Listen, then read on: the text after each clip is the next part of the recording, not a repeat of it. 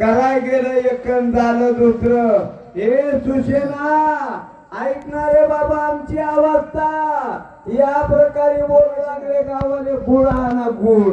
वचना इथे सुशेना लक्ष्मी म्हणे वेंचिलिया प्राणा मज साड नाही निज प्राणा येरज नाही काय कर. ज्या टाइमाला असणार बोलला सुशेन वैद्य राजाला राम म्हणतात मज ताण नाही दिनजना. म्हणून या ठिकाणी आता या ठिकाणी माझ्या भावाच्या पुढे मला या वाचण्याची किंमत नाही रे बाबा.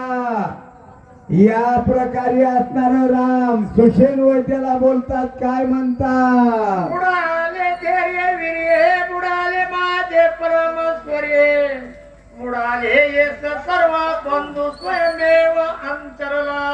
बुडाले माझे धैर्य सोयरे. अरे माझं काही आता उरलं नाही, माझ्या धैर्य राहिलं नाही, माझ्या सोयरे राहिलं नाही, आता मला कोणी नाही, काय करू रे. अशा प्रकारे असणारा कुणाचा डॉक्टरचा हात धरलाय देवानी आणि त्या टाइमाला असणार शोक करू लागले. बुडाली माझी कृती बुडाली माझी सूर्य शक्ती बुडाली माझी परमख्याती बंधू निश्चिती अंतरला.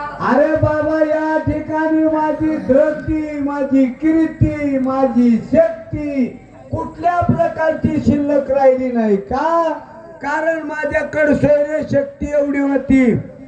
विश्वामित्राच्या यज्ञाला गेलो आणि त्या ठिकाणी ऋग्वेदाचा अभ्यास केला आणि ऋग्वेदाच्या अभ्यासात कशा प्रकारे युद्ध करायचंय तो अभ्यास शिकलो.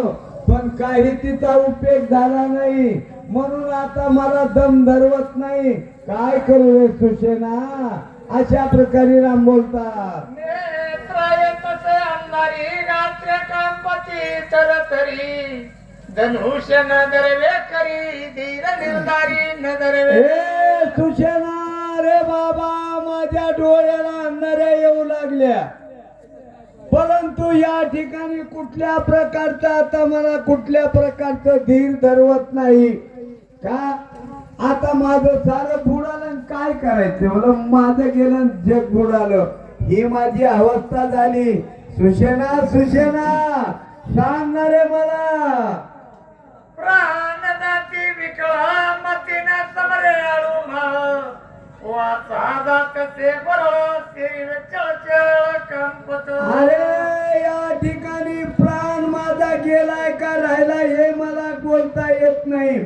बोलाय गेलं एक की दुसरा शब्द आठवतोय हे मला भान राहिलं नाही लक्ष्मणा.